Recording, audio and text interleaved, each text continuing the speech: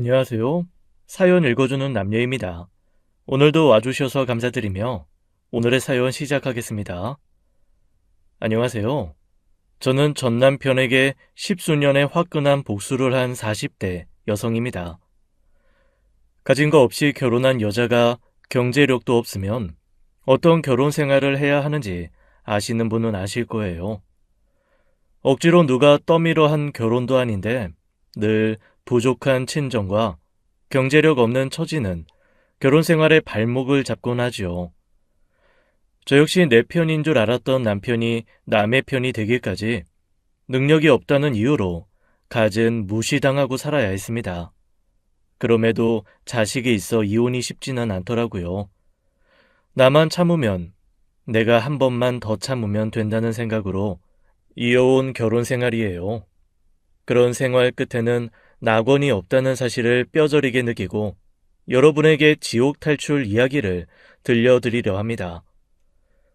저는 나이 30에 모아둔 돈 하나 없이 남편에게 의지한 결혼을 했어요.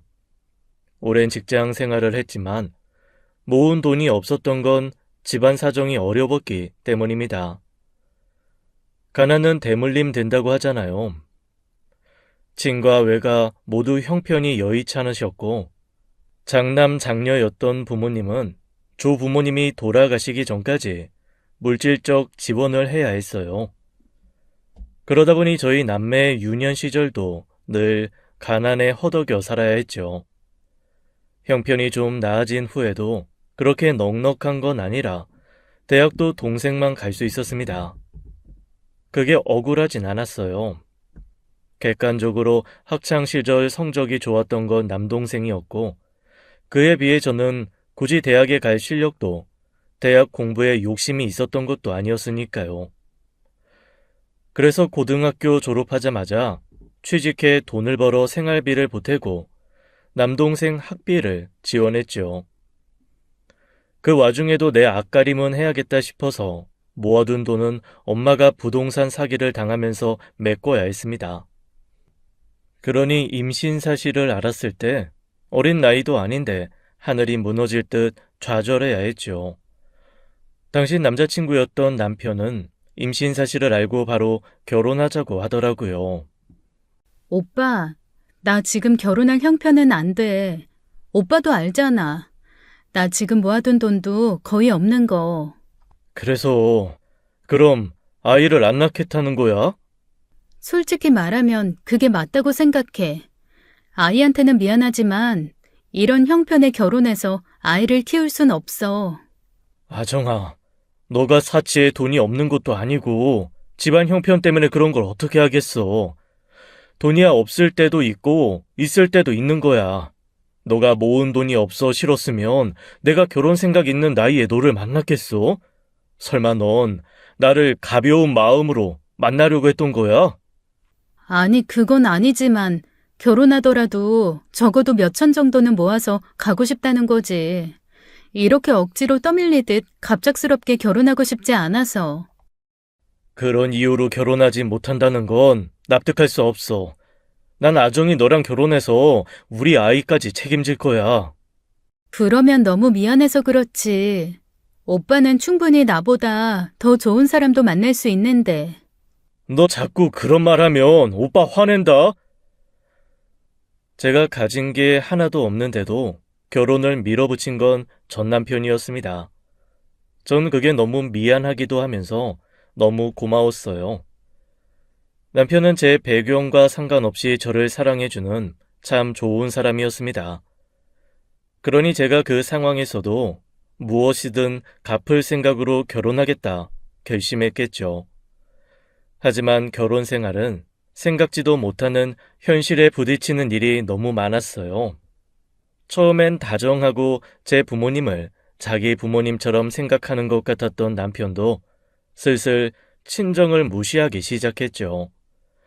친정은 받은 거 없이 결혼했으니 빈손으로 가는 게 당연했고 시댁에서도 따로 받은 게 없어도 제가 빈몸으로 결혼했으니 친정보다 더 챙겨야 했습니다. 남편이 자기 돈으로 시댁에 한우나 장어 세트 같은 걸 사가면 저도 화장품 살 돈을 아껴 모은 용돈으로 산 고기를 사가곤 했어요. 그런데 남편은 그마저도 못마땅해 하는 것 같았어요. 두 분이서 얼마나 드신다고 고기를 그렇게나 많이 사? 고기야 얼려두고 먹으면 되는 건데, 이게 양이 얼마나 된다고. 적당히 해, 적당히. 어차피 장인어른이랑 장모님은 소고기도 자주 안 드시는데. 자주 안 드시니까 이럴 때라도 좀 사드리고 싶은 거지. 가끔 당신 하는 말 들으면 서운해. 우리 부모님은 소고기 안 먹고 살았으니까 평생 안 먹어도 된다는 거야? 왜 사람 말을 또 그렇게 꼬아서 들어? 그게 아니라 안 드시던 거 드시면 탈날 수도 있으니까 그런 거지. 장인어른 소고기보다 삼겹살 더 좋아하시는 거 아니야? 아이, 삼겹살에 소주 한잔 하시는 낙이라면서. 삼겹살도 싼 거 아니잖아. 이왕이면 좋아하시는 거 사다 드리는 게 낫지. 시댁은 소고기에 와인 먹는 집이라 모시고 식사할 때도 소고기 파는 식당을 찾아가고, 친정은 기껏해야 삼겹살 파티나 하던 집이니 삼겹살 집이나 막창집 찾아가는 게 일상이었죠. 그뿐만이 아니었습니다. 이번 추석 때 엄마가 다 같이 제주도 여행 가자던데? 제주도? 얼마나? 2박 3일? 이번 연휴 길지도 않은데 제주도로 2박 3일이나 여행 가면 우리 집은 못 가잖아. 아가씨도 시댁 가야 하는 거 아니야? 매제가 자기 집에 말해서 시간 맞추겠다던데? 아이, 그 전주에 가면 되는 거고, 우리도 전주에 가서 들리면 되잖아. 그래도 부모님이 속상해 하실 텐데. 그럼 뭐 엄마한테 안 된다고 말할게. 미안해. 미안하긴. 그냥 엄마가 물어봤다는 것뿐이야. 맞다, 아정아. 근데 지난달 카드값이 좀 더 나왔던데? 어? 그거 아버지 치과 치료 때문에. 미안해. 그건 내가 따로 줄게. 그래. 제가 멋대로 남편 돈을 쓰는 건 아니었어요. 저도 임신 막달까지 일하고 출산 후 3개월 만에 복직했으니까요.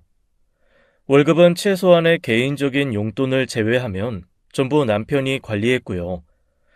그러다 보니 가끔 목돈이 들어갈 때 남편 명의로 된 한도 높은 카드 할부를 사용하곤 했죠. 그런데 그때마다 남편은 미리 말하고 쓴 건데도 명세서가 나오면 꼭 그렇게 한마디씩 묻곤 했습니다.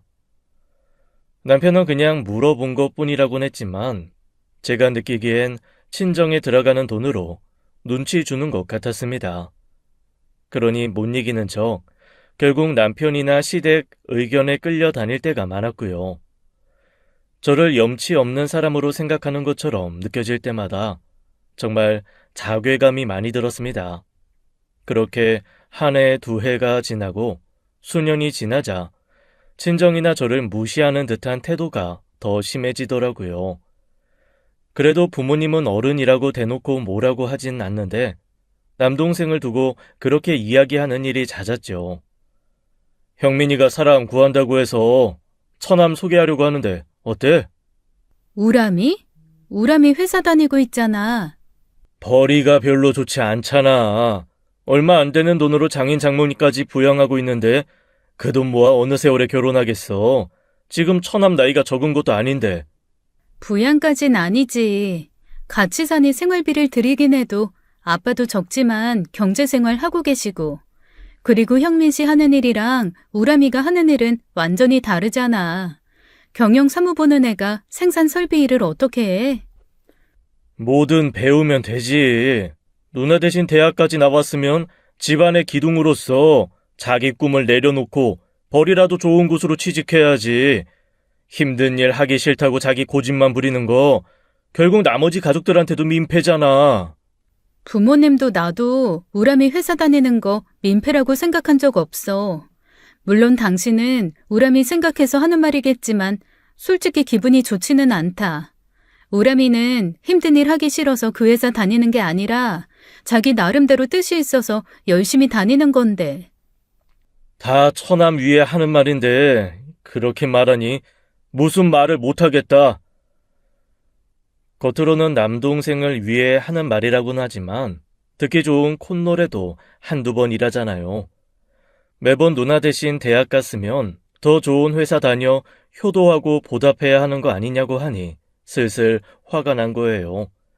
사실 대학도 남편보다 더 좋은 대학을 나왔는데 그 대학 나와 그 정도 회사 다닐 거면 학비 반납해야 하는 거 아니냐고도 했었고요.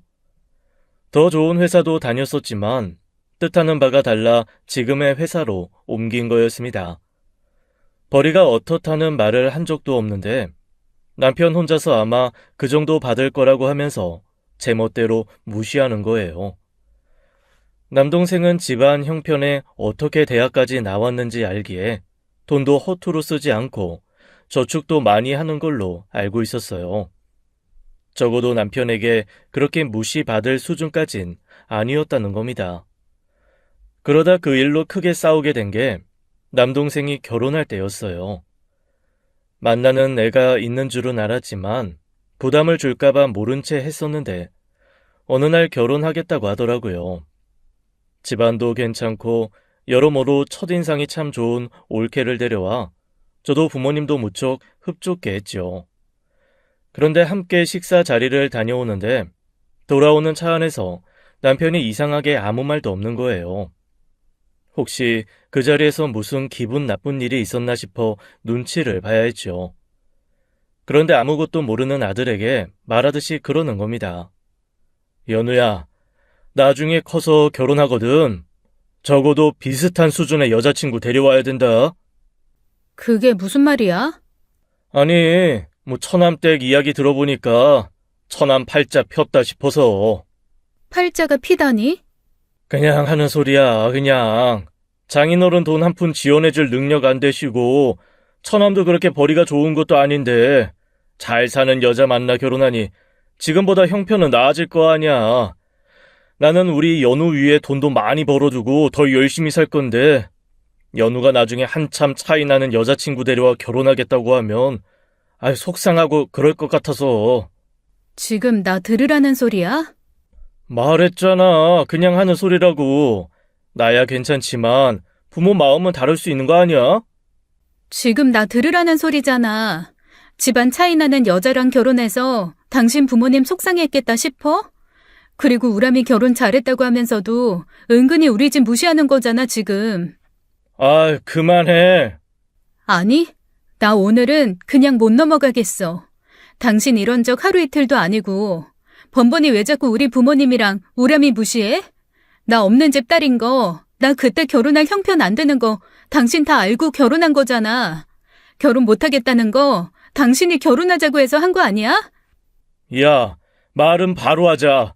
네가 진짜 결혼할 생각이 없었으면 내가 결혼하잔다고 했겠어? 너도 내가 결혼하자고 책임지겠다는 말 기다렸다가 얼씨구나 하고 잡은 거잖아. 아니?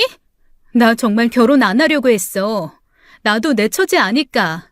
그때 그 상황에 결혼은 진짜 아니다 했던 거라고.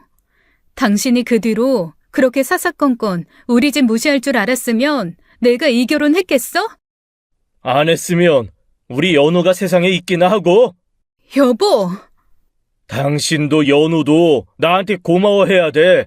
나 아니었으면 당신 아들 연우 세상에 빛이나 받겠냐고. 듣잖아. 그전까진 순순히 남편 이야기를 들어주고 맞장구 쳐줬지만 정말 이건 아니다 싶더라고요. 그런데도 남편은 자존심에 사과는 하지 않고 결혼 전 일까지 들먹이며 아들 앞에서 해선 안 될 이야기까지 했죠. 그 순간 남편에게 얼마나 환멸이 나고 경멸스러웠는지 모릅니다.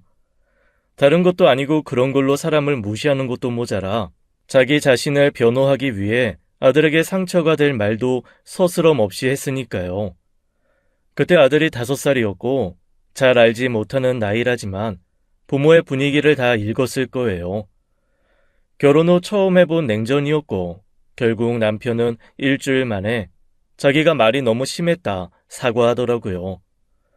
어설프고 어색한 상황을 모면하기 위한 사과였는데도 순순히 받아준 게 문제였습니다.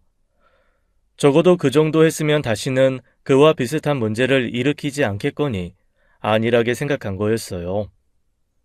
그 뒤로 부부 관계가 전처럼 돌아가지 않더라고요. 그동안 쌓였던 불만이 터지자 남편의 말 한마디 한마디에도 예민하게 반응하게 되었죠. 남편은 번번이 그런 의미가 아니었다고 변명하며 저를 예민한 사람 취급했죠. 그동안 사실 벽이 있었는데도 제가 느끼지 못했는지 모르겠지만 부부 사이에 생긴 갈등의 벽은 쉽게 허물어지지 않았죠. 그러던 중 남동생에게 생각지도 못한 대박이 터진 겁니다. 어느 날 남동생이 만나자고 해서 아이 등원시키고 혼자 나간 적이 있어요. 올케랑 같이 올 줄 알았는데 그 자리엔 남동생만 왔더라고요. 뭐야? 올케는 안 왔어? 일이 있어서 누나랑 단둘이 하고 싶었던 말도 있고. 갑자기? 그냥 점심이나 먹자고 만나잔 거 아니었어? 누나, 잘 봐. 남동생은 평소보다 긴장한 얼굴이었습니다. 평소답지 않은 태도 때문에 저도 바짝 긴장하며 남동생이 내민 휴대전화 화면을 보았어요. 그런데 보고도 뭔지 모르겠더라고요. 상식적으로 당시 남동생 형편으로는 말도 안 되는 액수가 계좌에 찍혀 있었으니까요. 이게 뭐야? 대박! 어? 주식 투자한 게 잘 됐어. 아무리 그래도 그렇지. 이게 주식으로 가능해? 아무래도 이 방법밖에 없다 싶어서 공부 많이 했거든. 현주도 나랑 의견이 같아서 모아둔 돈을 크게 넣었는데 그게 대박 난 거야. 한창 난리 났던 그 화제의 미국 주식을 남동생 부부가 사두고 그야말로 인생 역전을 한 것이었죠. 로또 1등 정도 되는 돈이었고 저는 그 소식에 그 자리에서 울고 말았습니다. 제 일도 아니었는데 제 일처럼 너무 기뻤거든요. 저희 가족에게 그런 대박이 찾아올 거란 기대조차 하지 않았기에 더 가슴이 벅찼죠. 그런데 남동생이 저를 한참 달래주더니 뜻밖의 이야기를 하는 거예요. 그래서 누나한테도 좀 나누고 싶어. 나누다니. 아휴, 아니야, 됐어. 내가 그 돈을 왜 받아? 다른 사람은 몰라도 누나는 자격 있지. 누나가 나 때문에 대학도 못 가고 취직해서 번 돈 다 내 학비로 쓴 거 다 알아. 그때는 그냥 그게 내가 할 수 있는 일이었으니까 한 거야. 너한테 나중에 뭐 대단한 보답받겠다고 한 일도 아니고. 우람아, 신경 쓰지 마. 나는 그냥 이제 너 좀 고생 덜하고 살겠다. 네 처가에도 면은 좀 서겠다 싶어서 안심이야. 나한테 줄 돈 있으면 앞으로 엄마 아빠 좀 더 신경 써줘. 엄마 아빠 위에 쓸 돈은 남겨놨지. 현주랑 이야기 다 끝낸 거야. 너도 이제 가정이 있는데 가족 위해서 남겨둘 생각을 해야지. 아무리 올케가 허락한 일이라고 해도 뒀다가 가족 위해서 쓰는 게 맞아. 나는 누나가 매형한테 무시 좀 그만 받고 살았으면 좋겠어. 어? 다 알고 있어. 눈치 있는 사람이면 다 알지. 그동안 매형이 우리 집 형편 가지고 은근히 무시했던 거 다 알아. 누나 몰래 나한테도 정신 차리고 똑바로 살라는 말을 얼마나 많이 했는지 알아? 돈 가져가서 나도 친정에서 돈 가져왔다. 떵떵거리고 그렇게 살아, 어? 예상은 했지만 남동생 입에서 그런 이야기가 나오니 마음이 좋진 않았습니다. 하지만 그렇다고 그 돈을 넙죽 받을 명분은 없었어요. 단지 가족이라는 이유로, 대학을 보내줬다는 이유로 받기엔 너무 큰 돈을 주겠다고 했거든요. 한참 실랑이 하다 결국 제가 그랬습니다. 우람아, 그럼 그 돈 뒀다. 나 진짜 힘들 때 도저히 너 아니면 해결이 안 될 만큼 힘든 일이 생기면 그때 나 좀 도와줘. 지금 그렇게 큰 돈 필요도 없고 솔직히 네 매형이 그 돈 가져간다고 해서 달라질 사람도 아닌 것 같아. 내가 사람을 잘못 본 건지 돈으로 그렇게 바뀌는 모습 보면 그건 그거대로 정 떨어질 것 같고. 누나 진짜 말 안 듣는다. 아휴, 나 빚지고 사는 거 싫어하는 거 알잖아. 가족이라고 모른 채 하고 산 거 아니야. 어떻게든 갚겠다고 아둥바둥 하느라 늦어진 거지. 그럼 이거라도 가져가. 카드? 진짜 필요한 일 있으면 매형 눈치 보지 말고 쓰라고. 쓰는 거다. 나 볼 거야. 얼마나 쓰는지. 결국 그 일은 일단 남동생에게 카드 한 장을 받고 마무리 지은 일이었어요. 괜히 남편에게 말 꺼냈다간 덥석 받아오지 뭐했냐는 소리 할까봐 이야기하지 않았고요. 하지만 영원한 비밀은 없는 거죠. 남동생 부부와 부모님 집이 이사하면서 남편이 그 사실을 알게 되고 만 거예요. 당신 왜 말 안 했어? 뭘? 처남 주식으로 돈 생겼다며. 그 돈으로 집 평수 늘려 이사가고 장인어른 장모님 집도 사드렸다는데? 아, 어디 가서 돈 자랑하지 말라잖아. 우람이가 직접 한다고 해서 그냥 기다린 거야. 근데 당신한테는 뭐 없었어? 나한테? 아니, 당신이 처남 대학 위에 쓴 돈이 얼만데 당신도 처남 아니면 대졸 타이틀 가졌을 거고 누나가 자기 위해 희생한 게 얼만데 누나한테는 입 싹 닫고 끝난다는 거야? 그런 거 아니야. 우람이가 나도 좀 도와준다고 했는데 거절한 거지. 뭐? 지금 당신 그게 제정신이야? 준다는 돈을 왜 안 받아? 가서 다시 달라고 해. 가져오라고? 당장 그렇게 큰 돈 필요한 거 아니잖아. 우리 집도 세 식구 살기 충분하고. 나중에 정 형편이 힘들어지면 그때 좀 도와달라고 했어. 참나, 없으면 염치라도 있든가. 뭐? 아니 솔직히 당신 너무 염치가 없는 거 아니야? 맨몸으로 취집했으면 양심 있게 그때 못해온 거 가져와야지. 취집? 당신 지금 취집이라고 했어? 저는 그 말에 폭발하고 말았습니다. 취집은 남자 집에 빨대 꽂으려고 시집간 여자를 보고 비하하는 말이었거든요. 제가 진짜 시집 와서 남편 등에 빨대나 꽂고 살았으면 입이 10개라도 할 말이 없었어요. 돈 한 푼 없이 결혼했다고 다 취집인가요? 출산하고 3개월 쉰 거 말고 아이 초등학생 될 때까지 계속 일을 했고 맞벌이 하면서도 집안일이며 육아 전부 저 혼자 했어요. 그런데 취집이라니 정말 어처구니가 없었죠. 취집이 뭔지는 알고 하는 소리야? 내가 진짜 취집했으면 당신 벌어다 준 돈으로 백화점 쇼핑하고 우 하나 떨고 살았겠지. 아등바등 맞벌이하며 당신이며 아버님 어머님 눈치 보면서 살았겠어? 돈은 당신이 더 벌어와도 내가 이 집에서 집안일하고 독박 육아한 거 그거 돈으로 환산하면 내가 했어도 더 했어. 그래도 아무것도 가진 거 없는 나랑 연우 책임져 주겠다는 그 마음 고마워서 묵묵히 한 거고. 근데 뭐? 취집? 당신 착각하지 마. 그 돈 우람이 거지 내 거 아니야. 그리고 우람이가 나한테 준다고 해도 그게 내 돈이지 당신 돈이야? 어떻게 가져오라 마라 그런 소리를 해? 뭐야? 야, 그럼 이 집은 내 덕분에 이 집에서 사는 건? 당신 이 집 사온 거라고 할 수 있어? 남은 대출도 같이 갚은 건데 그게 온전히 당신 집이라고 할 수 있냐고. 막말로 지금 이혼해도 당신이랑 나 재산 분할해야 돼. 어디 가서 물어봐. 내가 진짜 취집이고 염치가 없는 건지.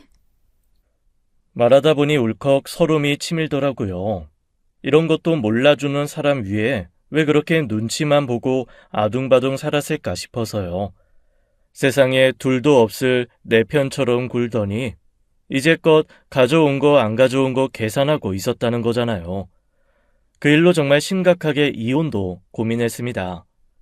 하지만 애 있는 부부가 어디 이혼이 쉽나요? 폭력이나 도박 문제였으면 2번 고민도 안 했겠지만 부부가 이 정도는 이겨내 보려고 노력해야 한다는 생각이 들어 쉽지 않더라고요. 그러던 중 정말 심각하게 이혼해야겠다 싶은 사건이 터진 겁니다. 남편이 제 명의로 신용대출을 받은 사실을 알게 된 거예요. 요즘은 모바일로도 쉽게 대출이 가능하잖아요. 제가 자는 사이 휴대폰을 썼는지 3천만 원이라는 큰 돈을 제 앞으로 대출을 받은 거예요. 저는 보이스피싱 같은 것에 당한 줄 알고 크게 놀라 은행에 연락하려 했는데 남편이 말리더군요. 하지마, 내가 한 거니까. 당신이 했다고? 당신이 내 명의로 대출을 받았다는 거야? 어, 왜? 당신 처남한테 돈 받아올 생각 없다며. 그래서 받은 거지. 뭐라고? 솔직히 그 정도로는 어림없긴 하지만 그동안 같이 산 정을 생각해서 그 정도에서 끝난 줄 알아? 남편은 저와 상의도 없이 그렇게 어마어마한 일을 쳐놓고도 마치 인심이나 쓰는 것처럼 그러더군요. 너무 황당하고 기가 막혀 아무 말도 하지 못했어요. 순간 차라리 남동생에게 도와달라고 해서 남편이 해온 집값을 절반을 주고 생색이라도 낼까 싶더라고요. 하지만 솔직히 그러기엔 너무 아까웠습니다. 도저히 앞으로 함께 살고 싶다는 생각이 들지 않았으니까요. 3천만 원 신용대출로 매달 나가는 대출금이 상당히 부담스럽더라고요. 하지만 남동생에게 도움을 받자니 어쩐지 제 얼굴에 침 뱉기 같아 결국 말하지 못했어요. 이혼 서류를 뽑아놓고 남편 몰래 하루에도 매일 꺼냈다 넣었다 얼마나 고민이 되던지요.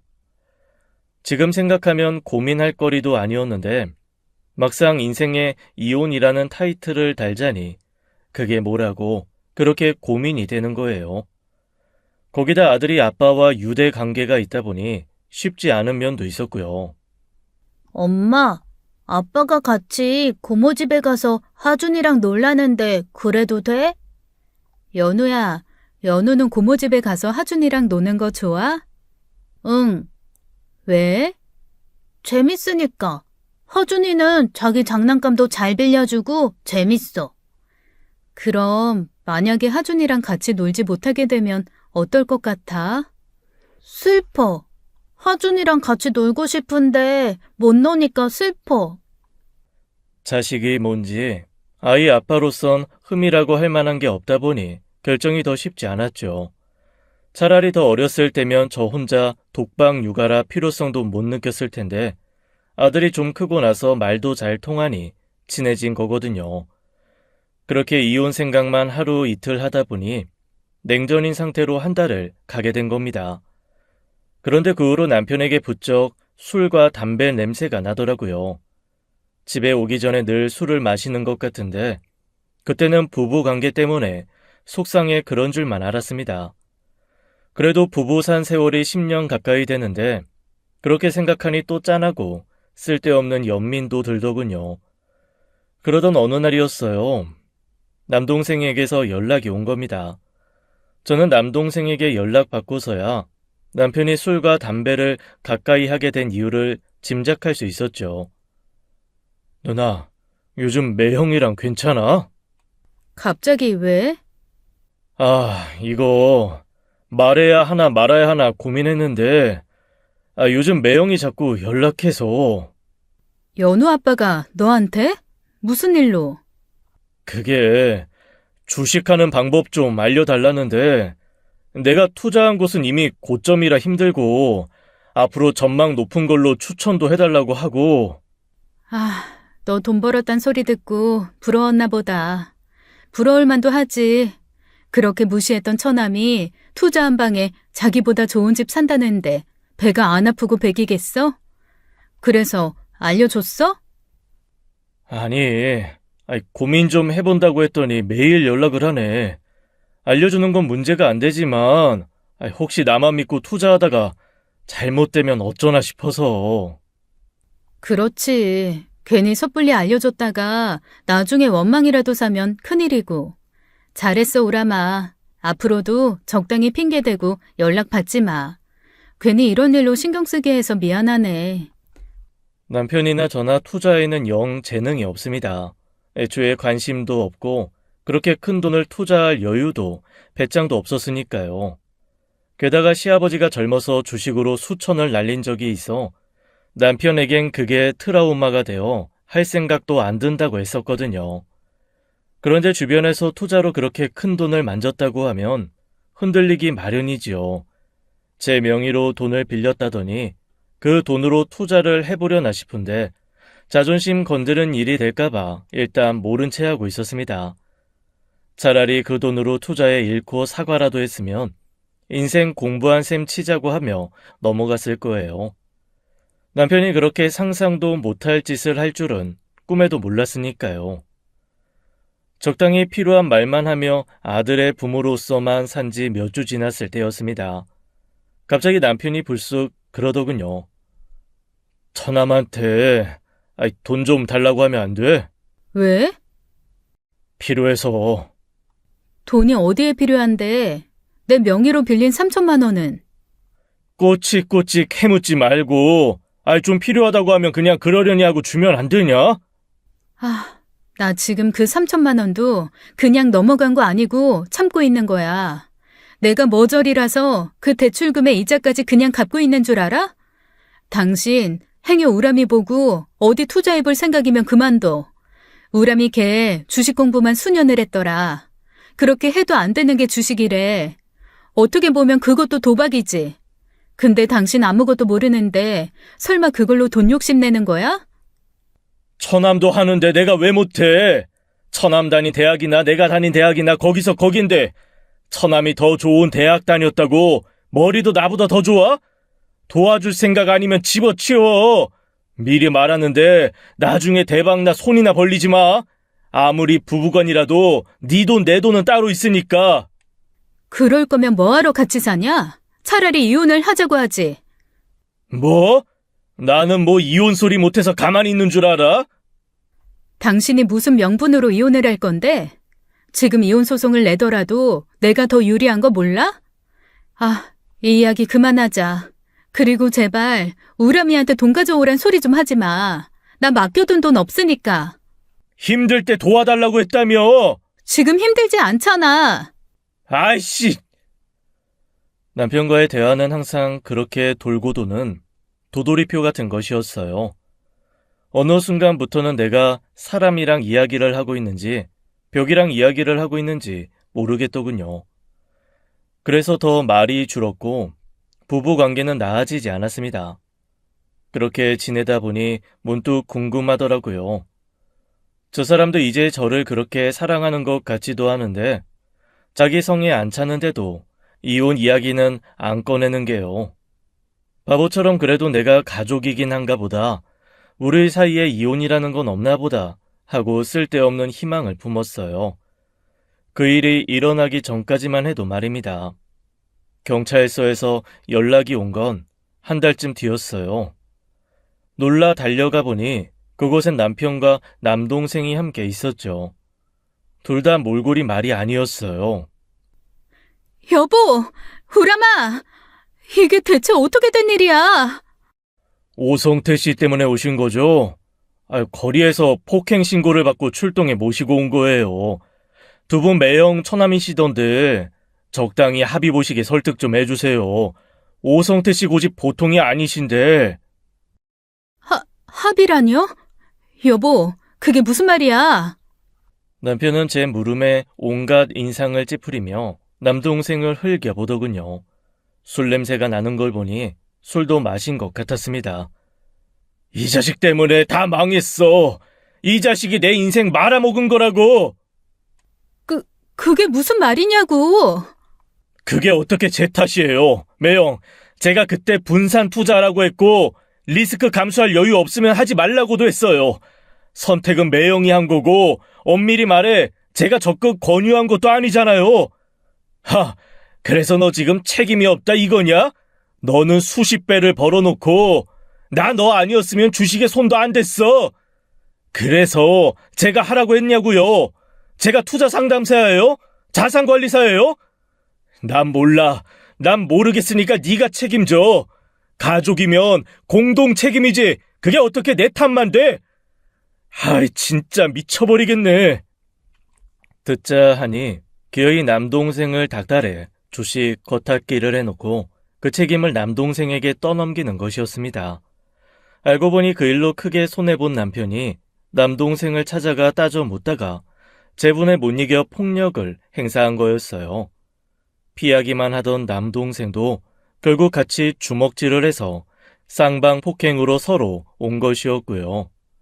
머지않아 올케도 오게 되면서 적당히 설득해 집으로 데리고 왔는데 더 기가 막힐 일이 남아있는 겁니다. 3천만 원 잃었으면 그냥 그걸로 공부했다 치고 말아. 어차피 그 돈 갚는 거 당신 아니고 나잖아. 우람이 잘못도 아니지만 괜히 우람이 탓하면서 원망하지 말라고. 천안 보고 갚으라고 해. 왜 그걸 우람이가 갚아야 하는 건데? 똥은 당신이 싸놓고 치우는 건 우람이야? 3천 아니고 1억. 뭐? 순간 뭐에 맞은 기분이었습니다. 남편은 분하다는 듯 3천이 아닌 1억을 투자했다고 고백했거든요. 3천도 없어 내 명의로 대출을 받은 사람이 나머지 7천을 어디서 구했나, 적금을 손댔나 뭐랬나 순간 머릿속이 엄청 복잡했어요. 얼마나 놀랐는지 1억이라는 큰돈이 어디서 났냐고 묻지도 못했죠. 제가 멍청하게 무슨 말인지 모르겠다는 듯이 쳐다보고만 있자 남편이 그러더군요. 퇴직금 넣었어. 퇴직금이라니? 당신 퇴직금 정산받아서 넣었단 말이야? 그래, 당신 동생 믿고 내가 내 미래 넣어서 꼬라박은 거라고. 이래도 당신 동생 책임이 아니야? 여러분은 이해가 되시나요? 저는 남편이 하도 당당하게 이야기해서 정말 남동생 잘못이 있는 줄만 알았습니다. 그래서 멍청하게도 계속 남동생이 어느 부분에서 잘못한 건지, 제가 놓친 부분이 있는지 생각했지요. 남편은 그냥 막무가내였어요. 남동생이 투자로 큰 돈을 번 것을 보고 주식에 관심을 가지게 된 것이고, 주식 종목을 찝어준 것도 남동생이니 결국 남동생 때문에 피해를 보게 된 것이라고요. 그럼 만약에 우람이 덕분에 이득 봤으면 그러면 당신은 이익금 전부 우람이 줄 생각이었어? 뭐? 지금 당신 하는 말이 그렇잖아. 우람이 때문에 손해본 종목이라 우람이가 해결해야 한다면 이득 봤으면 전부 우람이한테 줬을 생각했던 거냐고. 박박 우기던 남편도 허를 찔렸는지 꿀먹은 벙어리가 되었죠. 이젠 하루 이틀 일도 아니었지만 남편의 태도가 무척 실망스럽고 심지어 한심해 보이기까지 했습니다. 도무지 이 사람이랑은 미래를 생각할 수가 없겠다는 판단을 내린 거예요. 상의도 없이 제 명의로 대출해 미리 퇴직금 정산받아 그 큰 돈을 주식에 투자해 손해본 일이 불과 3개월 동안의 일이었죠. 다음 날 걱정에 전화한 남동생이 그러더군요. 누나, 긴 말할 필요 없이 당장 이혼해. 내가 오늘 일어나자마자 변호사부터 찾아갔거든. 누나 충분히 이혼 가능해. 그러니까 이혼해. 우람아, 그건 내가 알아서 할 테니까 신경 쓰지 마. 노나도 고민 많이 하고 있어. 고민할 일 아니야. 연우 때문에 그래? 내가 양육권까지 가지고 올 수 있게 해줄게. 누나가 뭐가 부족해서. 연우 양육권도 충분히 누나가 가지고 올 수 있어. 집도 내가 해줄게. 내가 도와준다고 했잖아. 이건 어디까지나 우리 부부 일인데 너한테 그렇게 큰 도움 받는 거 나로선 쉽지가 않아. 아이 진짜 누나. 내가 오죽했으면 이래. 경찰서 가기 전에 진짜 가관이었어. 내가 진짜 누나한테는 말 못하는데. 아, 매영. 그거 진짜 글러먹었어. 누나를 무슨 거지 취급하면서. 아이 제발 누나, 어? 흥분한 남편은 사정을 하며 이혼을 종용했습니다. 그래서 저는 사실 고민은 이미 끝났고 이혼할 생각이라고 솔직하게 이야기했죠. 제 명의로 신용대출 받은 것과 퇴직금 정산을 한 것까지 포함해서 다요. 그랬더니 남동생은 길길이 날뛰면서 어떻게 그런 사람이랑 살았냐며 변호사를 소개해줬죠. 행여 협의 이혼이 힘들 것 같거든 꼭 말하라고요. 퇴근한 남편에게 저는 덤덤히 준비했던 이혼 서류를 건넸습니다. 이게 뭐야? 보면 몰라? 이혼해. 우리한테 지금 이보다 나은 미래는 없을 것 같아. 하, 단물 다 빨아먹고 잘난 남동생 믿고 막 나가네. 뭐? 막말로 당신이 지금 처남 돈 믿는 게 아니면 나한테 감히 이혼하잔 이야기를 했겠어? 이혼하면 뭐 우람이 데리고 뭘 어떻게 살 건데? 양육비 그거 얼마 안 돼. 당신은 뭐 많이 벌어? 별 볼 일 없는 친정들아가 버는 족족이 부모 부양에 자식 양육까지 절대 안 했을걸? 남편은 너무 아무렇지 않은 얼굴로 저를 모욕하더군요. 남편 말도 일리가 있을지도 몰라요. 늘 나만 참으면 된다고 생각하고 살아왔으니까요. 하지만 그래서 뭐, 라는 생각이 들더라고요. 그러든 말든 지금은 남동생이라는 든든한 뒷배가 있고, 그래서 이런 선택을 할 수 있는데요. 그리고 솔직히 이 정도면 아무리 없이 살아도 이혼했을 거란 생각도 들었습니다. 일일이 반박하려다 그게 무슨 소용인가 싶어 그냥 한마디 했죠.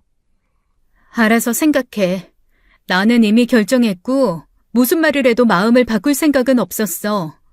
근데 당신 하는 말 들어보니 애초에 바뀔 일도 없었겠네. 그냥 도장 찍어줘. 당신이 정순순이 이혼 못하겠다고 하면 그 든든한 뒷배 이용해서 지저분한 법정 싸움도 생각 중이니까. 그렇게 이혼하게 된 거였어요. 물론 그 말을 듣고 순순히 해주겠다고 한 건 아니었습니다.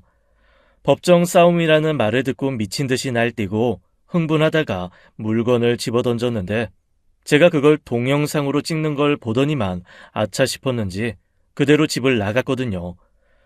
그러고도 몇 번이나 협박성 문자 메시지도 보냈죠. 다시 생각하는 게 좋을 거다. 네가 나 없이 살 수 있을 것 같냐? 연우도 안 내줄 거다. 평생 연우 얼굴 안 보고 싶냐? 그런 협박이요. 저는 다시 한번 양육권 싸움으로 얼굴 붉히며 애한테 상처 주는 일 없었으면 좋겠다고 답했죠. 남동생에게 이야기하니 실감이 안 나서 그러는 것 같다며 변호사 도움받아 이혼 소송장을 만들어 주더라고요. 그래서 그대로 남편에게 보냈죠. 순순히 이혼 합의서를 제출하지 않겠다면 소송장을 넣겠다고요. 자존심은 있는지 미안하단 사과는 끝끝내 하지 않았고 그렇게 허무하게 결혼 생활이 끝난 것이지요. 물론 재산 분할도 제대로 받아냈습니다. 주식으로 손해본 돈이 있다 보니 순순히 넘겨주지 않을 것 같았는데 명의 도용에 대출받은 걸 고발하겠다고 했더니 협조적으로 나왔죠. 협의 이혼이라도 그렇게 쉽지만은 않더라고요. 나라에서는 어떻게든 함께 살던 부부가 다시 생각할 수 있는 기회를 주고 또 주려고 했으니까요. 조정기간도 거치고 확정기일까지 받아 비로소 자유가 되었을 때도 실감이 나지 않았죠. 누나, 이제 연우랑 누나만 생각하고 살아. 다시는 그런 양아치 같은 매형은 만나지 말고. 고마워, 우람아.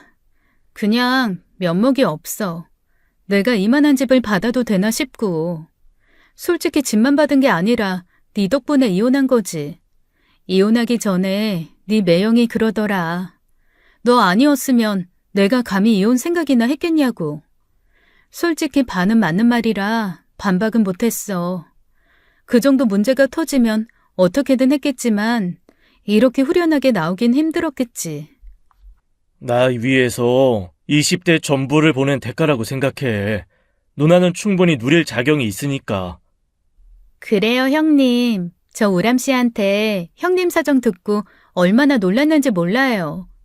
제 친구가 이혼 전문 변호사라 들은 얘기들이 있는데 왜 그런 무시를 받고 사나 싶어서 들여다보면 알게 모르게 무시받으며 산 분들은 자기 판단이 힘들 만큼 내면이 무너져 있다고 하더라고요. 그래서 무시를 하는데도 그럴 수 있지 한다고요. 잘하셨어요. 그런 용기가 결국 더 나은 삶을 만든다니까요. 남동생 부부의 전폭적인 지지를 받으며 그렇게 싱글맘의 생활이 시작되었어요. 남동생 부부야 잘했다. 앞으로 더 반짝반짝한 미래가 있을 거다 했지만 부모님은 걱정이 많으셨죠. 항상 받은 것도 없이 잘난 사위 눈치만 보던 분이시라 잘했다 하시면서도 딸이 어떻게 애를 혼자 키우고 살까 싶으셨던 것이죠. 그래서 저는 더 잘 살아야 했습니다. 남편이 없어도 잘 살 수 있다는 모습을 보란듯이 보여줘야 했어요. 혼자서 잘할 수 있을까 싶었는데 저도 놀랄 만큼 어렵지 않더라고요. 집안일이야 원래 제가 하던 일이었고 오히려 챙길 사람 없이 아들만 챙기면 되니 여유가 생기더라고요. 연우 엄마, 아니 이혼한 사람이 얼굴이 그렇게 피면 어떡해? 그래도 너무 보기 좋다. 나 연우 엄마 알고 산지 5년인데 이렇게 얼굴 좋은 거 처음 봐. 어머, 그래요? 여자들은 남편 없고 시댁 없으면 얼굴 핀다는 말이 딱 저한테 들어맞는 말인가 봐요. 부럽다, 부러워. 아유, 나는 뭐 이혼할 건덕지도 없고 이혼까진 바라지도 않아. 맞벌이에 아침 저녁으로 밥상 차리는 것만 아니어도 좋겠어. 다른 집 남편들은 아침도 알아서 먹고 저녁도 가끔 차려준다는데 우리 남편은 왜 그런지 모르겠어. 저도 남편 식성 안 맞춰서 식사 안 차려도 되는 게 참 편하더라고요. 무엇보다도 괜히 눈치 볼 대상이 없다 보니 늘 마음이 편했고, 그때 만나는 사람마다 이혼하더니 왜 이렇게 얼굴이 폈냐고 놀라 물을 정도였어요. 번 돈도 고스란히 제가 다 관리하다 보니 오히려 생활비를 쓰고도 돈도 남았고요. 주말에는 남동생 부부나 부모님을 만나 아들과 함께 시간을 보냈고, 저도 놀랄 만큼 이전보다 삶의 질이 올라갔습니다. 이혼하면 무너진 세상에서 깔려 사느라 힘들 줄 알았는데 그게 아니더라고요. 이혼했다고 손가락질하는 사람이 오히려 손가락질 받는 세상이 되다 보니 인식도 많이 좋아졌고요. 딱 하나, 아들이 아빠 빈자리 느낄 때만 좀 신경 쓰이긴 했습니다. 2주에 한 번 전 남편 집으로 아이를 보냈고, 그 외의 시간에 남동생이 놀아주니 그래도 큰 문제는 없었어요. 그렇게 3년을 살던 어느 날이었습니다. 그 사이 남동생은 친구와 함께 창업에 성공해 스타트업 회사를 꾸리고 있었어요. 벌써 직원이 13명이나 되는 어엿한 회사의 대표가 되었고 한 아이의 아빠가 되었죠. 그러던 어느 날 남동생 회사 근처에 볼일을 보러 갔다가 회사에 들리게 되었어요. 고생하는 직원들 위해 커피와 빵을 사들고 들른 길이었죠. 그런데 그곳에서 정말 예상치 못한 사람을 만나게 된 겁니다. 다들 드시고 하세요. 오랜만이네. 당신이 왜 여기 있어? 역시 처남이 말 안 했나 보네. 나 여기서 일해. 여기서 일한다고? 우람이네 회사에서? 왜? 그렇게 됐어. 처남 회사에서 일하게 됐으니 내가 운이 좋네. 저는 너무 당황해 하마터면 들고 있던 커피를 쏟을 뻔했죠. 아이를 보내는 일로 한 번씩 연락했는데 전 남편도 제게 그런 이야기 한 적이 없었어요. 그러니 얼마나 당황스러웠겠어요. 게다가 다른 곳도 아니고 남동생 회사라니요. 그 길로 남동생을 찾아가 자초지종을 물었습니다. 우람아, 이게 어떻게 된 일이야? 연우 아빠가 왜 여기 있어? 아, 누나. 매영이 말하지 말아달라고 해서 미안해. 그래도 누나한테는 말했어야 하는데 한 달 전에 매영한테 연락이 왔더라고. 만나자고 해서 난 연우 문제인가 해서 갔었지. 그래서 2년 전에 퇴사하고 이 회사 저 회사 다니다가 결국 안 맞아서 최근에 그만뒀나 봐. 나 창업했단 소식 듣고 연락해서 부탁하더라. 그런다고 받아줘? 아, 왜 너는 그걸 내 상의도 없이 결정해? 나도 안 받으려고 했지. 근데 그 사이 매영 좀 많이 변했던데. 힘들었는지 주눅도 좀 든 것 같고 사람이 좀 안 됐더라고. 누나도 알잖아. 매영 누구한테 굽히거나 미안하단 소리도 잘 안 하는 거. 결국 누나랑도 이혼할 때 사과 한마디 안 했었고. 사람이 변한다고 뭐 얼마나 변하겠어? 아쉬운 소리 못하던 사람이 아쉬운 소리 좀 한다고 변한 거야? 괜히 저 사람이랑 엮이기 싫어서 그래. 일단은 좀 지켜보려고. 마침 회사에 사람도 필요하고 했어서 시간이 약이라더니 그때는 그렇게 미워 죽겠더니 뭐 저러고 사는 거 보니까 또 연민도 들고. 너무 걱정하지 마. 그리고 누나가 우리 회사에 안 오면 만날 일도 없어. 사업하면서 변한 건 남동생도 마찬가지였어요. 입맛에 맞는 사람 얻는 게 힘들어 몇 번 사람한테 데이더니 차라리 아는 사람이 낫겠다 싶어 고용한 것이었죠. 남동생 사업이야 제가 어떻게 간섭할 수 있는 영역이 아니라 어쩔 수 없이 물러서 있어야 했어요. 남동생 말대로 회사에 가는 게 아니면 만날 일도 없으니 차라리 잘 됐다 싶었던 거고요. 그런데 그 뒤로 전 남편의 수상한 움직임이 시작된 거예요. 엄마, 이제 아빠랑 같이 살아? 아니, 누가 그래? 아빠가 그러던데. 곧 엄마랑 아빠랑 셋이서 같이 살게 될 거라고. 그냥 농담했나 보다. 실망했어? 뭐, 안 했다고 하면 거짓말이지만 난 지금도 괜찮아. 아빠 없이 엄마랑 둘이 사는 것도 익숙해져서. 근데 아빠는 왜 그런 농담을 했지? 전 남편 집에 갔다 온 아들 입에서 이상한 말이 나온 거죠. 설마 가진 거 다 잃고 안 되겠다 싶으니 재결합을 생각하나 싶어 소름이 돋더라고요. 그래서 절대 그럴 일 없으니 꿈 깨라고 단단히 못 박아 두어야겠다고 생각했죠. 당신, 연우한테 무슨 말을 한 거야? 엄마랑 아빠랑 같이 살 거라고? 왜 그런 쓸데없는 말을 해서 애를 실망을 시켜? 그냥 해본 말이야. 왜, 연우가 실망했대? 그럼 실망하지. 우리 이혼에 피해본 유일한 사람인데. 유일하진 않지. 뭐? 당신이랑 이혼하고 나서 생각 많이 했어. 내가 왜 그랬을까? 그러려고 한 게 아닌데 어느 순간부터 당신 은근히 무시하고 그랬던 거. 인정해. 그때 제대로 사과하지 못해서 미안해. 뭐야 갑자기? 나 사과 받겠다고 연락한 거 아니야. 연우한테 쓸데없는 얘기하지 말라고 연락한 거지. 난 당신이랑 재결합할 생각 추호도 없어. 이혼하고 나니까 그곳이 지옥이었다는 걸 알겠더라. 나와 보니까 은근히 사람 무시하고 깔보던 당신 없어서 너무 좋아서. 미안해. 연우한테는 말 조심할게. 전 남편답지 않게 다 죽어가는 목소리로 힘없이 대답한 후 전화를 끊었어요. 남동생이 사람이 변했다고 했다던 말이 무슨 말인지 알 것 같더라고요. 대체 무슨 일이 있었기에 사람이 저렇게 180도로 변했을까 싶었죠. 하지만 남편의 수작은 거기서 그치지 않았습니다. 아들을 통해 저한테 자질구레한 선물을 보내는 거예요. 엄마, 이거 아빠가 엄마 갖다 주라는데? 이게 뭔데? 몰라. 사과의 뜻이래. 아들이 건넨 건 작은 목걸이가 담긴 상자였습니다. 저는 그대로 다시 돌려보내야 했어요.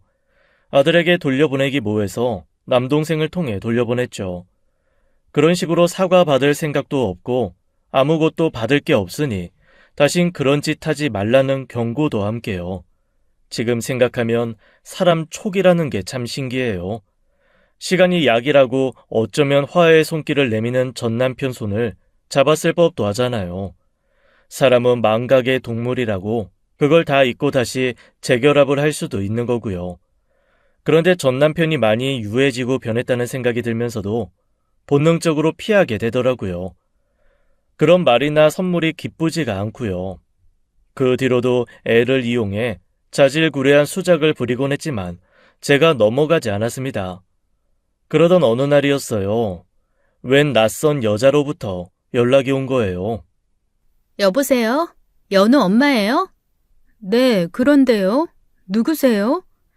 저 연우 아빠 만나는 사람이에요. 들어서 아시겠지만. 네? 누구요? 전화의 상대는 전 남편이 만나고 있던 여자였습니다.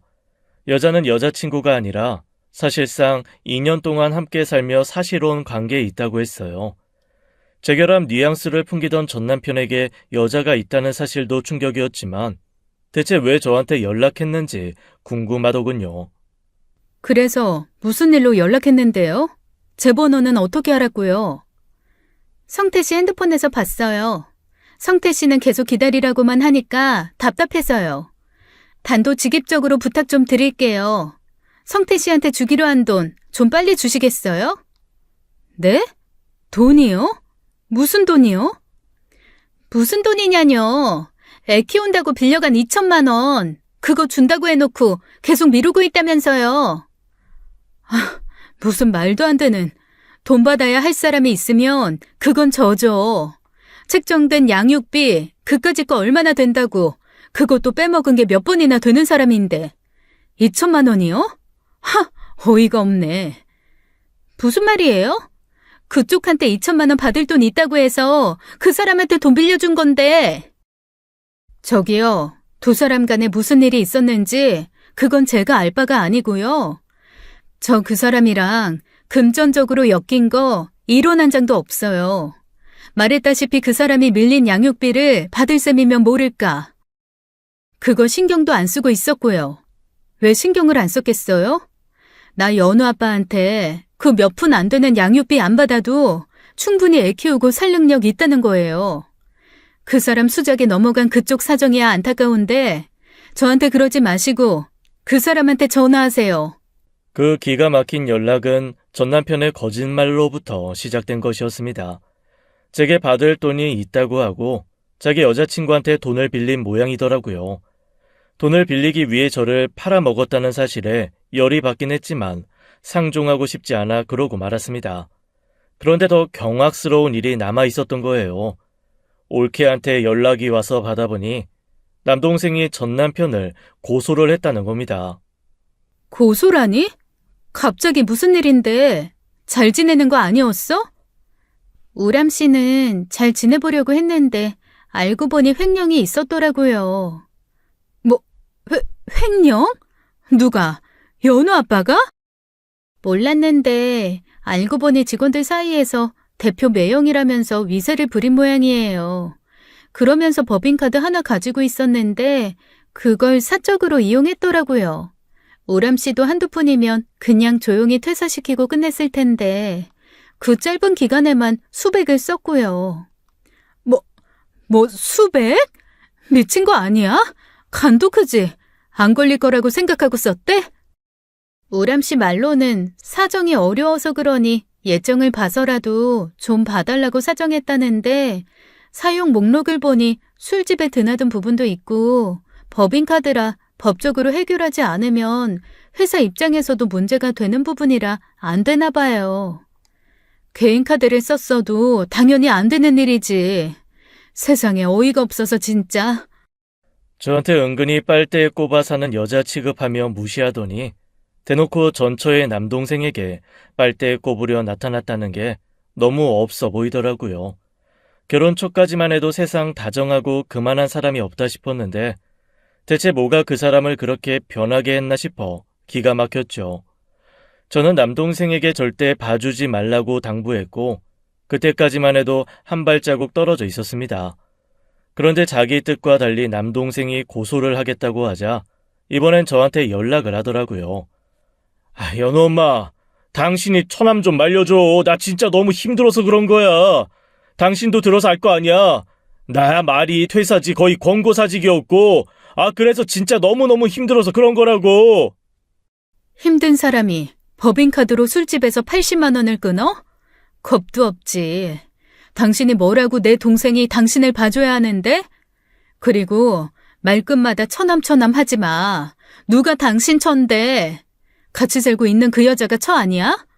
내 핑계 대고 빌려간 돈이나 갚아. 그 돈도 없어서 법인카드로 술집 갔겠지. 아이 진짜 당신 현명하지 못한 건 알았는데 이렇게 멍청해서야 되겠어? 나 연우 아빠야. 당신 자식 아빠라고. 내가 이 일로 감옥이라도 가게 되면 그때 연우한테 뭐라고 할 건데? 네 아빠 결국 엄마가 도와주지 않아서 감옥 가게 됐다. 그렇게 말해 아들 원망 살래? 하하, 진짜 저급하다 저급해. 이봐요 오성태 씨. 나는 내 아들 그렇게 멍청하게 키우지가 않았어요. 연우는 아빠가 삼촌 회사 돈을 마음대로 그것도 술집에 갖다 써서 감옥 간 거라고 하면 벌을 받아야 하는구나 한다고요. 네? 그리고 당신 나한테 이러면 안 되는 거 아니야? 양육비 내가 말을 안 하고 있으니 당연하게 안 주고 있잖아. 당신 이런 식으로 나오면 나도 가만히 안 있어. 뭐? 가만히 안 있으면 어쩔 건데? 지금 소송이라도 하겠다는 거야? 이야, 남매가 쌍으로 아주 인정머리라고 눈꼽만큼도 없구나. 야, 해라 해. 이판사판 내가 뭐 무서울 줄 아냐? 그때는 왜 이런 놈이랑 다시 얽혀 속 뒤집어지는 일을 만드나 싶어 남동생이 원망스러웠습니다. 하지만 제가 남동생을 어떻게 원망하겠어요? 잘못한 사람은 따로 있는데 선의를 베푼 사람에게 그러는 게 네가 당할 만했다 그럴 순 없잖아요. 착한 사람 등 쳐먹는 사람이 나쁜 사람이지 착한 사람이 나쁜 사람이 될 순 없죠.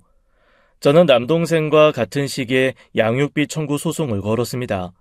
이판사판 무서울 게 없으니 알아서 하라던 남편은 정작 고소가 2건이 걸리자 다시 연락이 왔더라고요.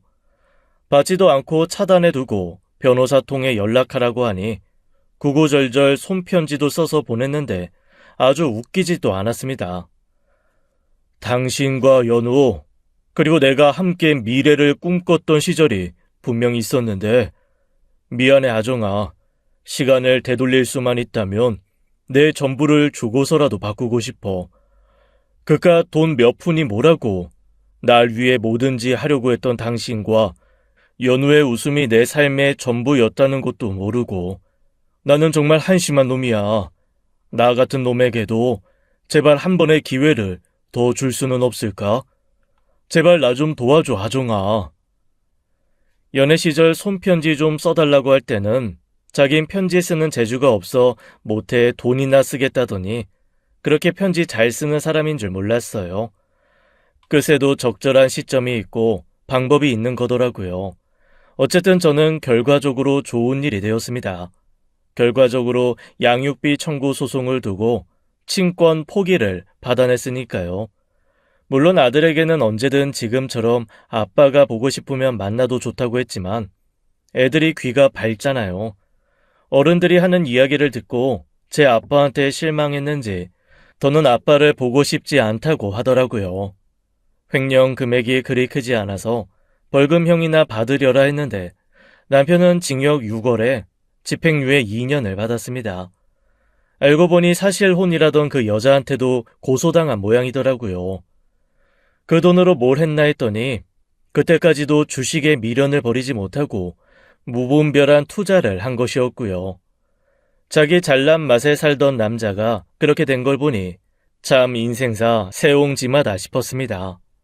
앞으로 살면서는 다시는 엮일 일 없길 정신 바짝 차리고 살아야겠어요. 지금까지 사연 읽어주는 남녀였습니다.